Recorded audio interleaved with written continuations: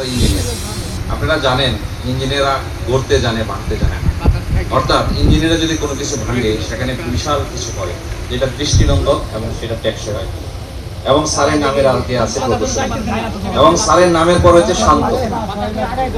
অর্থাৎ মানুষ হিসাবে অবশ্যই ভালো, কারণ একদিক দিয়ে হচ্ছে উনি প্রকৌশলী এবং তার নামের পিছনের অংশ শান্ত। আমি আশা করি আপনারা অনেক ভাগ্যবান যে এমন একজন মানুষকে এই এলাকার মাননীয় সংসদ সদস্য পেয়েছেন। আসলে আপনারা স্যারের কথা শুনবেন, স্যারের কাছ থেকে শুনবেন। স্যারে গত 2 মাস হয়েছে এই সংসদে যোগদান করেছেন। এর মধ্যে আমার সাথে 4 বার এই এলাকার মানুষের উন্নয়ন নিয়ে কথা হয়েছে সশরীরে, যেটা আপনারা অনেকে জানেন না। এবং আপনাদের এলাকার উন্নয়নের কি স্যারে অগ্রগতি করেছে এটা স্যারই বলবে।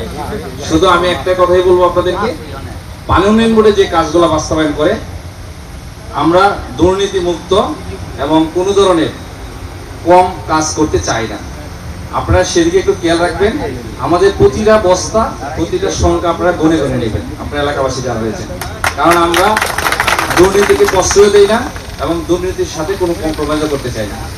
আর মাননীয় প্রধানমন্ত্রীর নির্বাচনী ইশতেহারেও ঘোষণা আছে যে এই দেশটা কিভাবে পরিচালিত হবে, এবং নদী ভাঙ্গন রোধে খাল খনন কর্মসূচিতে নির্বাচনী কি অগ্রগতিকার পাবে, সেই আলোকে আমরা সরকারি কর্মচারী হিসেবে, আমরা আপনাদের কর্মচারী, আমরা কখনো কর্মকর্তা হিসেবে নিজেকে দাবি করি না।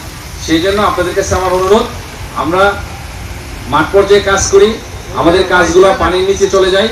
আপনারা এলাকাবাসী যারা আছেন, আপনারা প্রতিটা জিনিস গুনে গুনে গুনে গুনে নেবেন, যাতে কোনো ধরনের অভিযোগ না থাকে। যদি অভিযোগটা পান সাথে সাথে আমাদেরকে জানাবেন, আমরা সেই ব্যাপারে ব্যবস্থা গ্রহণ করব।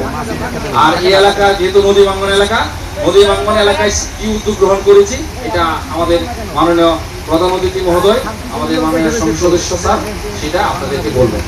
এবং আপনারা দীর্ঘ সময় অপেক্ষা করছেন, আমি সবাইকে আন্তরিক অভিনন্দন জানাই। আমার সভাপতি হিসাবেও আমার শেষ বক্তব্য এখানে শেষ করছি। আসসালামু আলাইকুম।